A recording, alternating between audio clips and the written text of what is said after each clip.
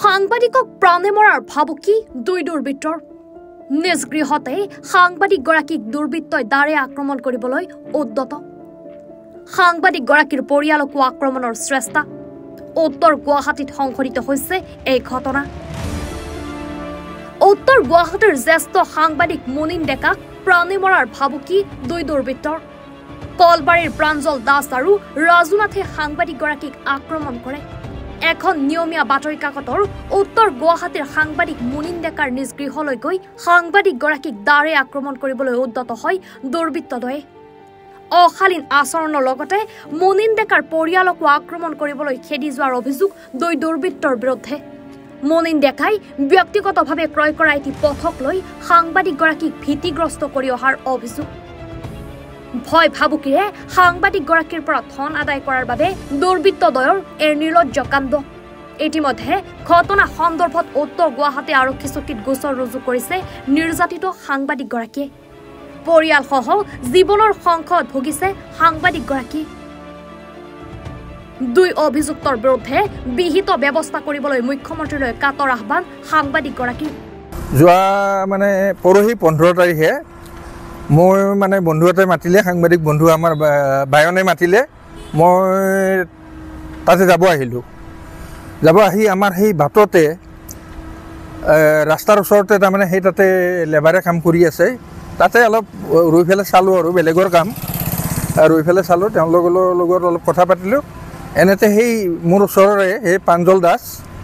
সি মদ খাই আহি মোক মানে অভদ্ৰামী আৰু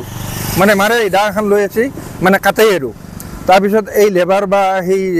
তাৰে মানুহকেইটাই যদি নজৰে সেই মোক কাটেই আৰু এনেকুৱা মানে মোচন আৰু তাৰপিছত বিৰাট অসভ্য ভাষা মানে যি ভাষা মানে মোৰ সৰু ল'ৰা গাড়ীৰ পাছতে আছে তাৰপিছত চলি আছে ওচৰতে যি অসভ্য ভাষা তাৰ মাকো আছে ঘনীয়েকো আছে তথাপিতো যি অসভ্য ভাষা মানে সহ্য কৰিব নোৱাৰি আৰু সেইটোৱে নহয় এই যিটো 2 নম্বৰ ৰাজুনাথ বোলা মানুহ আছে সি তাৰ ঘৰত মানে সি বহি আড্ডা মাৰে আৰু তাৰ পৰা আড্ডা মাৰি মানে আমাক ভাবুকি দি থাকে মাৰিম কাটিম তাৰ খালি মুখতে মাৰিম কাটিম গতিকে এনেকুৱা সি ভাবুকি দিয়া থাকে এই ৰাজুনাথ বোলাজনে কুচাই থাকে তাক তাৰমানে তাৰ ঘৰত বহিয়াই আমাক ভাবুকি দি থাকে এনেকুৱা মানে উৎপাত আৰু তাৰ গতিকে দা এখন লৈছে কাটাই আৰু একদম মানে সিহঁতে নধৰা হ'লে কাটাই মাক আৰু ঘৈণীয়েকে ধৰিছে অৱশ্যে তাক ধৰি পেলাই টানি নিছে গতিকে সি মোক কাটে আৰু এনেকুৱা আৰু তাৰপিছত মানে এনেকুৱা মানে হেৰি হৈ আছে সি মানে মোৰ ৱাল ভাঙে কিবা ভাঙে এই মই মাতি লৈছোঁ একদম 2012তেই তেতিয়া কম নাম আছিল তেতিয়া সেই 2012তেই ল'লোঁ লৈ পেলাই মই ঘৰ চৰ বনাই ৱাল হেৰি কৰি আছোঁ তাৰ দেউতাকেই মোক কিবা জমজাই দিছিল তাৰপিছত ৰাস্তা বোলে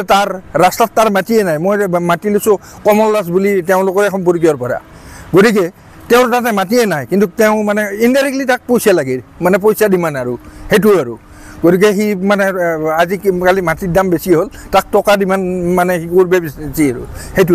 আৰু সি এইটোৱে নহয় আগে পিছেও সেই নাথুৰ ঘৰৰ পৰা মানে আমাক দম দি থাকে